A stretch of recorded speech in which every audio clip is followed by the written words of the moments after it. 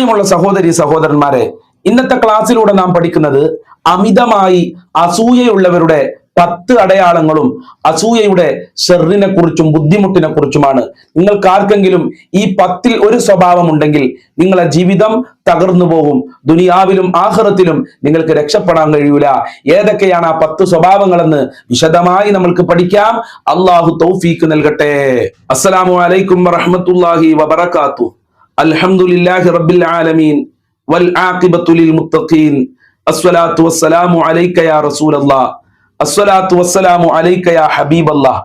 ദാറുൽ മുബീൻ മജ്ലിസ് കാണുന്ന പ്രിയമുള്ള മുത്തു മുഅ്മിനീങ്ങളെ, നിങ്ങൾ എല്ലാവരെയും നമ്മളെ ക്ലാസ്സിലേക്ക് ഹൃദ്യമായി സ്വാഗതം ചെയ്യുകയാണ്. അല്ലാഹു സുബ്ഹാനഹു വ തആല നമ്മളെ മുറാദുകൾ ഹാസിലാക്കി തരട്ടെ, നമ്മളെ വിഷമങ്ങൾ അകറ്റി തരട്ടെ. ദുആ കൊണ്ട് വസിയത്ത് ചെയ്തവരുടെ എല്ലാ ആഗ്രഹങ്ങളും അല്ലാഹു സഫലീകരിച്ചു കൊടുക്കട്ടെ. എല്ലാവർക്കും റാഹത്തല്ലേ? എല്ലാവർക്കും സന്തോഷല്ലേ? മനസ്സറിഞ്ഞുകൊണ്ട് ഒരു 3 പ്രാവശ്യം അൽഹംദുലില്ലാ പറയൂ. അൽഹംദുലില്ലാ, അൽഹംദുലില്ലാ, അൽഹംദുലില്ലാ. അള്ളാഹു സ്വീകരിക്കട്ടെ. ആ അൽഹംദുലില്ലാ പറഞ്ഞവരൊക്കെ കമന്റിലൊന്ന് എഴുതി വിടണം. ആരൊക്കെയാണ് അൽഹംദുലില്ലാ പറഞ്ഞത് എന്ന് ഉസ്താദിന് മനസ്സിലാക്കാൻ വേണ്ടിയിട്ടാണ്. അള്ളാഹു സ്വീകരിക്കട്ടെ. പ്രിയമുള്ള മുത്തു മുഅ്മിനീങ്ങളെ, നമ്മളുടെ ജീവിതം നശിപ്പിച്ചു കളയുന്ന, ദുനിയാവും ആഖിറവും നഷ്ടപ്പെടുത്തുന്ന വലിയ ഒരു തിന്മയാണ്, വലിയ ഒരു വിപത്താണ് അസൂയ എന്ന് പറയുന്നത്. തീ വിറകിനെ നശിപ്പിക്കുന്നത് പോലെ നമ്മളുടെ നന്മയെ നശിപ്പിക്കുന്നതാണ് അസൂയ എന്ന് മഹാനായ നബി സല്ലല്ലാഹു അലൈഹി വസല്ലമ തങ്ങൾ കൃത്യമായി നമ്മളെ ഓർമ്മപ്പെടുത്തിയിട്ടുണ്ട്. അസൂയയുള്ളവരുടെ 10 അടയാളങ്ങൾ ഇന്നത്തെ ക്ലാസ്സിലൂടെ നമ്മൾക്ക് പഠിക്കാം. നമ്മൾക്ക് ആ 10ൽ ഒരു അടയാളം ഉണ്ടെങ്കിൽ നമ്മളെ ജീവിതം രക്ഷപ്പെടൂല. നമ്മൾ പരാജയപ്പെട്ടു പോകും. ദുനിയാവിലും ആഖിറത്തിലും നമ്മൾ പരാജയപ്പെട്ടു പോകും. അസൂയ എന്ന വിപത്തിനെ തൊട്ട് അള്ളാഹു നമ്മയൊക്കെ കാത്തുരക്ഷിക്കട്ടെ. ലോകത്ത് ആദ്യമായി കൊലപാതകം നടന്നത് അസൂയയുടെ പേരിലായിരുന്നു എന്ന് ചരിത്രം പരിശോധിച്ചു നോക്കിയാൽ നമ്മൾക്ക് കാണാൻ കഴിയും. അസൂയയുള്ളവന്റെ 1ാമത്തെ അടയാളം എല്ലാവരും ശരിക്കും ശ്രദ്ധിച്ചോ, അനാവശ്യമായി വിമർശനങ്ങൾ നടത്തുക എന്നുള്ളതാണ്. ഒരാൾ എന്ത് ചെയ്താലും അതിൽ തെറ്റ് കണ്ടുപിടിക്കുക, എന്നിട്ട് അവനെ വിമർശിക്കുക. അതോടൊപ്പം തന്നെ അയാളെ മറ്റുള്ളവരുടെ ഇടയിൽ താഴ്ത്തിക്കെട്ടാൻ ശ്രമിക്കുക, മറ്റുള്ളവരുടെ ഇടയിൽ ഒരാളെ നിസാരമാക്കുക. ഇത് അസൂയയുള്ളവന്റെ അടയാളമാണെന്ന് മഹത്തുക്കൾ നമ്മളെ പഠിപ്പിക്കുന്നുണ്ട്. അത്തരം സ്വഭാവം നമ്മൾക്കുണ്ടെങ്കിൽ അത് നിർത്തുക. ഒരാൾ എന്ത് കാര്യം ചെയ്താലും അതിനിങ്ങനെ തെറ്റ് കണ്ടുപിടിക്കുക. എന്താണ് അതിന്റെ ആവശ്യം? അയാൾ എന്തോ ചെയ്തോട്ടെ, നമുക്കെന്താ പ്രശ്നം? അതുപോലെ തന്നെ ഒരാളെ മറ്റുള്ളവരുടെ മുന്നിലിട്ട് പരിഹസിക്കുക, മറ്റുള്ളവരുടെ മുന്നിലിട്ട് താഴ്ത്തിക്കെട്ടുക, അങ്ങനെ ഒരിക്കലും ചെയ്യാൻ പാടില്ല. അത് അസൂയയുടെ 1ാമത്തെ അടയാളമാണ്. അതുപോലെ അസൂയയുടെ 2ാമത്തെ അടയാളം വിജയങ്ങളെ നിസാരമായി കാണുക എന്നുള്ളതാണ്. ഒരാൾക്ക് ജീവിതത്തിൽ വിജയം കൈവരിച്ചു, അതല്ലെങ്കിൽ ഒരാൾ ജീവിതത്തിൽ വല്ലതും നേടിയെടുത്താൽ അതിനെ നമ്മൾ നിസാരമായി കാണാൻ പാടില്ല. ഇതിപ്പോ വലിയ കാര്യമാണോ, ഇതാണോ ഇത്ര വലിയ കാര്യം എന്ന് ചോദിച്ചിട്ട് ഒരാളെ നമ്മൾ നിസാരപ്പെടുത്തുക, അത് അസൂയയുടെ അടയാളമാണെന്ന് മഹത്തുക്കൾ രേഖപ്പെടുത്തിയിട്ടുണ്ട്. അസൂയയുടെ 3ാമത്തെ അടയാളം അനുകരണമാണ്. ഒരാളുടെ വസ്ത്രധാരണയിൽ, അതുപോലെ തന്നെ സംസാര ശൈലിയിൽ, ജീവിത ശൈലിയിൽ നമ്മൾ രഹസ്യമായി അനുകരിക്കുക എന്നുള്ളത് മറ്റുള്ളവരോട് നമ്മൾക്ക് അസൂയയുള്ളതിന്റെ 3ാമത്തെ അടയാളമാണ്. ഈ അടയാളം വലിയ ഡേഞ്ചറായ അടയാളം ഒന്നല്ല, പക്ഷെ ഇത് അസൂയയുടെ അടയാളമായി മഹത്തുക്കൾ നമ്മളോട് പഠിപ്പിക്കുന്നുണ്ട്. അതുപോലെ 4ാമത്തെ അടയാളം ആത്മാർത്ഥതയില്ലാതെ പുഞ്ചിരിക്കുക എന്നുള്ളതാണ്. നമ്മളെ മുഖത്തോക്കി പുഞ്ചിരിക്കും, പക്ഷെ അവന്റെ ഖൽബില് നമ്മളോട് വല്ലാത്ത ദേഷ്യമായിരിക്കും. അതുകൊണ്ടാണ് മഹാന്മാര് പറഞ്ഞത്, എല്ലാ ചിരിയും ചിരിയല്ല. ചിരിക്കുന്നവനെ മുഴുവനും വിശ്വസിക്കാൻ പറ്റൂല. നമ്മളെ മുഖത്തൊക്കെ ചിരിക്കുന്നുണ്ടാവും, പക്ഷെ അവന്റെ ഖൽബില് നമ്മളോട് വെറുപ്പായിരിക്കും. ചിരി എന്ന് പറയുന്നത് മഹാനായ നബി തങ്ങൾ പറഞ്ഞു, തബസ്സുമുക ഫീ വജ്ഹി അഖീക സ്വദഖ. നിന്റെ സഹോദരന്റെ മുഖത്ത് നോക്കി ആത്മാർത്ഥതയോടുകൂടെ പുഞ്ചിരിക്കൽ സ്വദഖയാണ്, അത് പുണ്യമുള്ള കാര്യമാണെന്ന്. എന്നാൽ അസൂയുള്ള ആളുകൾ അങ്ങനെയല്ല, ആത്മാർത്ഥത ഇല്ലാതെയായിരിക്കും നമ്മളോട് പുഞ്ചിരിക്കുക. അത് നമ്മൾക്ക് കണ്ടാൽ തന്നെ മനസ്സിലാവും അവനക്ക് ആത്മാർത്ഥതയുണ്ടോ ഇല്ലയോ എന്ന് മനസ്സിലാക്കാൻ കഴിയും. അപ്പോ അതാണ് 4ാമത്തെ അടയാളം. 5ാമത്തെ അടയാളം മറ്റുള്ളവരുടെ വീഴ്ചയിൽ സന്തോഷിക്കുക എന്നുള്ളതാണ്. അയൽവാസികൾക്ക് എന്തെങ്കിലും പറ്റിയ സന്തോഷിക്കുക, അയൽവാസിയുടെ മകൻ പരീക്ഷയിൽ തോറ്റാൽ സന്തോഷിക്കുക, അയൽവാസി കടം വന്ന് മുടിഞ്ഞാൽ സന്തോഷിക്കുക, അയൽവാസികൾക്ക് എന്തെങ്കിലും കേസ് വന്നാൽ സന്തോഷിക്കുക, അതില്ലെങ്കിൽ മറ്റുള്ള ആളുകളുടെ വീട് തകർന്നാൽ സന്തോഷിക്കുക. അങ്ങനെ മറ്റുള്ളവരുടെ വീഴ്ചയിൽ സന്തോഷിക്കുന്നുണ്ടോ അപ്പൊ മനസ്സിലാക്കുക നമുക്ക് അവരോട് അസൂയയാണ്. അങ്ങനെ അസൂയ വെച്ച് കഴിഞ്ഞാൽ നമ്മൾ ചെയ്ത സർവ്വ നന്മകളും പൊളിഞ്ഞു പോകുമെന്ന് മുഹമ്മദുർ റസൂലുള്ളാഹി സല്ലല്ലാഹു അലൈഹി വസല്ലമ തങ്ങൾ നമ്മളെ പഠിപ്പിച്ചിട്ടുണ്ട്. അതുപോലെ തന്നെ 6ാമത്തെ അടയാളം മത്സര ബുദ്ധിയാണ്. മത്സര ബുദ്ധി, മറ്റുള്ളവരോട് മത്സരിക്കുക. മറ്റുള്ളവൻ വീട് നിർമ്മിച്ച അതിനേക്കാളും വലിയ വീട് എനിക്ക് നിർമ്മിക്കണമെന്നുള്ള ചിന്ത, മറ്റുള്ളവൻ വാഹനം വാങ്ങിയ അതിനേക്കാൾ വലിയ വാഹനം വാങ്ങണമെന്നുള്ള ചിന്ത, മറ്റുള്ളവൻ വസ്ത്രം വാങ്ങിയ അതിനേക്കാൾ വലിയ വസ്ത്രം വാങ്ങണമെന്നുള്ള ചിന്ത, മറ്റുള്ളവന്റെ മകന്റെ കല്യാണം കണ്ടിട്ട് അതിനേക്കാൾ ഉഷാറാക്കണമെന്നുള്ള ചിന്ത. എന്നാൽ ഈ ചിന്തിക്കുന്ന ആളുടെ കയ്യിൽ വല്ല ക്യാഷും ഉണ്ടോ? ഒരു രൂപ ഉണ്ടാവൂല. അങ്ങനെ അവൻ ബാങ്കിൽ പോയി ലോൺ എടുക്കുന്നു, വീട് നിർമ്മിക്കുന്നു, ബാങ്കിൽ പോയി ലോൺ എടുക്കുന്നു, അവൻ വാഹനം വാങ്ങുന്നു, ബാങ്കിൽ പോയി ലോൺ എടുക്കുന്നു, മക്കളെ കല്യാണം നടത്തുന്നു. അങ്ങനെ അവൻ കടം വന്ന് മുടിയുകയാണ്.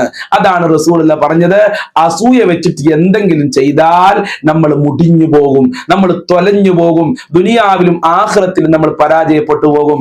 അള്ളാഹു കാത്ത് രക്ഷിക്കട്ടെ. അതുപോലെ തന്നെ 7ാമത്തെ അടയാളം, മുഖത്തി നോക്കി നല്ലത് പറയും. നമ്മളെ കാണുമ്പോ ഇയാൾ ഉഷാറാട്ടോ, നല്ല ആളാണ്, അനക്കേതിനൊക്കെ കഴിയുള്ളൂ, നല്ല ഇബാദത്ത് ചെയ്യുന്ന ആളാണ്, അങ്ങനെ നമ്മളെ കുറിച്ച് പ്രശംസിക്കും, നമ്മളെ കുറിച്ച് നല്ലത് ഇങ്ങനെ പറയും. നമ്മളെങ്ങാനും അവിടുന്ന് പോയി കഴിഞ്ഞാൽ നമ്മളെ കുറിച്ച് പറ്റ മോശമായി മറ്റുള്ളവരോട് സംസാരിക്കും. ആ സ്വഭാവം നമ്മൾക്കുണ്ടെങ്കിൽ നമ്മൾ ശ്രദ്ധിക്കുക. നമ്മൾ ഒരാളെ മുഖത്ത് നോക്കിയിട്ട് നല്ല കാര്യങ്ങൾ ഇങ്ങനെ പറയും, അവൻ പോയി കഴിഞ്ഞാൽ അവന്റെ കുറ്റങ്ങൾ മറ്റുള്ളവരോട് പറയാ, അവന്റെ കുടുംബക്കാരോടും കൂട്ടുകാരോടും ഒക്കെ പറയാ. ഇത് അസൂയയുടെ ഡേഞ്ചറായ അടയാളമാണ്. അള്ളാഹു കാത്തുരക്ഷിക്കട്ടെ. ഇത്തരം സ്വഭാവങ്ങളിൽ നിന്ന് നമ്മൾ വിട്ടു നിൽക്കുക. അതുപോലെ തന്നെ 8ാമത്തെ അടയാളം, നിങ്ങളെ എപ്പോഴും അവഗണിക്കുക. നിങ്ങളെ എപ്പോഴും അവഗണിക്കുക, അതല്ലെങ്കിൽ നമ്മൾ മറ്റുള്ളവരെ അവഗണിക്കുക. മറ്റുള്ളവർക്ക് വല്ല വിജയം ലഭിച്ചാൽ, മറ്റുള്ളവർക്ക് വല്ല സന്തോഷ ദിവസങ്ങളും വന്നാൽ നമ്മളോട് അത് പങ്കുവെക്കുകയാണ്. എൻ്റെ മകന് 10ാം ക്ലാസ്സിൽ 10 A+ കിട്ടിയിട്ടുണ്ട്, ഞാൻ വീട് നിർമ്മിക്കാൻ പോവുകയാണ്, ഞാൻ വാഹനം വാങ്ങാൻ പോവുകയാണ്, എൻ്റെ മരുമകൾ ഉഷാറാണ് എന്നൊക്കെ നമ്മളോട് ഒരാൾ വന്ന് പറയുമ്പോൾ നമ്മൾ അത് മൈൻഡ് ചെയ്യാതിരിക്കുക. നമ്മൾ വിഷയങ്ങൾ മാറ്റുക. അത് കേൾക്കാതെ, അവൻ പറയുന്നത് കേൾക്കാതെ നമ്മൾ വിഷയങ്ങൾ മാറ്റുകയാണെങ്കിൽ മനസ്സിലാക്കാം നമുക്ക് അയാളോട് അസൂയുണ്ട് എന്ന്. ഇനി നമ്മളെ സന്തോഷം മറ്റൊരാളോട് പറയുമ്പോൾ അത് കേൾക്കാതെ അയാൾ ആ വിഷയം മാറ്റുന്നുണ്ടെങ്കിൽ നമുക്ക് മനസ്സിലാക്കുക അയാൾക്ക് നമ്മളോട് അസൂയുണ്ട് എന്നുള്ളത്. ഈ സ്വഭാവം നമുക്കുണ്ടെങ്കിൽ മാറ്റണം കേട്ടോ. അസതെന്ന രോഗം കാക്കണേ മരണം വരെ, കാബീല് തിന്ന് തുലഞ്ഞ നഞ്ഞ ലോകരെ. അസതെന്ന രോഗം മരണം വരെ കാക്കണമെന്നാ പറയുന്നത്. ആദം നബി അലൈഹിസ്സലാമിന്റെ മക്കള് അക്രമം നടത്താനും അത് കൊലപാതകത്തിലേക്ക് എത്തിയതും അസൂയയുടെ പേരിലായിരുന്നു എന്ന് മഹത്തുക്കൾ നമ്മളെ പഠിപ്പിക്കുന്നുണ്ട്. അതുപോലെ അസൂയയുള്ളവരുടെ 9ാമത്തെ അടയാളം, തെറ്റായ ഉപദേശം നൽകുക.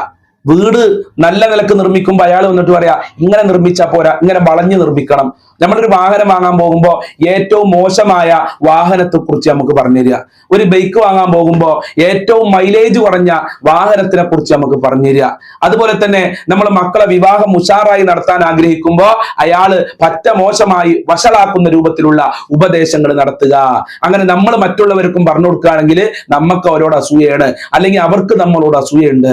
അതുകൊണ്ട് ഒരാൾക്കും തെറ്റായ ഉപദേശം കൊടുക്കരുത്. എല്ലാവരും നന്നാവട്ടെ, അങ്ങനെയല്ലേ നമ്മൾ ചിന്തിക്കേണ്ടത്. എല്ലാവരും നന്നാവുക, എല്ലാവരും ഉഷാറാവുക, എല്ലാവരും നല്ല റാഹത്തോടെ ജീവിക്കണം. എൻ്റെ കുടുംബക്കാരാണെങ്കിലും നാട്ടുകാരാണെങ്കിലും അയൽവാസികളാണെങ്കിലും സന്തോഷത്തോടെ ജീവിക്കട്ടെ എന്നല്ലേ നമ്മൾ ചിന്തിക്കേണ്ടത്. ഉള്ളവന്റെ 10ാമത്തെ അടയാളം, അമിതമായി മറ്റുള്ളവരോട് താരതമ്യം ചെയ്യുക. നിനക്ക് നല്ല ബുദ്ധി ഉണ്ടല്ലേ, എനിക്ക് ബുദ്ധിയില്ല. നിനക്ക് നല്ല മാർക്ക് ഉണ്ടല്ലേ, എനിക്ക് മാർക്കില്ല, ഞാൻ അങ്ങനെ തന്നെയാണ്. നിനക്ക് നല്ല വീടൊക്കെ ഉണ്ടല്ലേ, എനിക്ക് വീടൊന്നുമില്ല, ഞാൻ എപ്പോഴും വാടക വീട്ടിലാണ്, ഞാൻ അങ്ങനെ തന്നെ എന്ന് പറഞ്ഞിട്ട് എപ്പോഴും മറ്റുള്ളവരുമായി താരതമ്യം ചെയ്യുക. എന്താണ് അതിന്റെ ആവശ്യം? നമ്മൾ എന്തിനാ മറ്റുള്ളവരിലേക്ക് നോക്കുന്നത്? അങ്ങനെ നോക്കേണ്ട ആവശ്യമില്ലല്ലോ.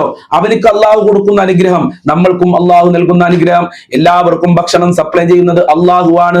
ഈ ദുനിയാവിൽ നമ്മൾക്ക് ആവശ്യമായ കാര്യങ്ങൾ എന്തൊക്കെയാണെന്ന് അള്ളാഹുവിനറിയാം. അത് അള്ളാഹു നമ്മൾക്ക് നൽകും. മറ്റുള്ളവർക്ക് എന്താണ് ആവശ്യം എന്ന് അള്ളാഹ്ക്കറിയാം. അത് അള്ളാഹു അവർക്ക് കൊടുക്കുകയാണ്. അള്ളാഹു എന്ത് അനുഗ്രഹം ചെയ്താലും അതൊക്കെ അള്ളാഹിന്റെ പരീക്ഷണമാണെന്ന് മനസ്സിലാക്കിയ പോലെ എന്തിനാണ് മറ്റുള്ളവരുമായി നമ്മളെ താരതമ്യം ചെയ്യുന്നത്? എന്തിനാണ് മറ്റുള്ളവരുമായി നമ്മളെ മക്കളെ താരതമ്യം ചെയ്യുന്നത്? എന്തിനാണ് മറ്റുള്ളവരുമായി നമ്മളെ ജോലിയെ താരതമ്യം ചെയ്യുന്നത്, നമ്മളെ വീടിനെ താരതമ്യം ചെയ്യുന്നത്, നമ്മളെ കളറിനെ താരതമ്യം ചെയ്യുന്നത്? അങ്ങനത്തെ സ്വഭാവം ഉണ്ടെങ്കിൽ അത് അസൂയയുള്ളവന്റെ മറ്റൊരു അടയാളമാണെന്ന് മഹത്തുക്കൾ നമ്മളെ പഠിപ്പിക്കുന്നുണ്ട്. അപ്പൊ ഇത്തരം 10 സ്വഭാവങ്ങൾ നമ്മൾ ആരുടെയെങ്കിലും ജീവിതത്തിലുണ്ടെങ്കിൽ ഉടനെ അതിൽ നിന്ന് മാറിക്കോ.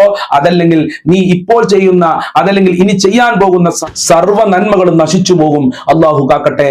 അസൂയയെ തൊട്ട് കാക്കണേ റഹ്മാനെ. അസൂയ എന്ന് പറയുന്ന ആ മഹാരോഗത്തിനെ തൊട്ട് ഞങ്ങളെയും ഞങ്ങളുടെ കുടുംബത്തിനെ ഞങ്ങളെ ക്ലാസ് കേൾക്കുന്നവരെ കാക്കണേ അല്ലാ, ഞങ്ങളെ ഖൽബ് നന്നാക്കി തരണേ അല്ലാ, ഈമാൻ സലാമത്താക്കി തരണേ അല്ലാ, റാഹത്തുള്ള ജീവിതം നൽകണേ അല്ലാ, അപകടങ്ങളെ തൊട്ട് കാക്കണേ അല്ലാ, മനസ്സ് ശുദ്ധീകരിക്കണേ റബ്ബേ. അസ്സലാമു അലൈക്കും വറഹ്മത്തുള്ളാഹി വബറകാതുഹു.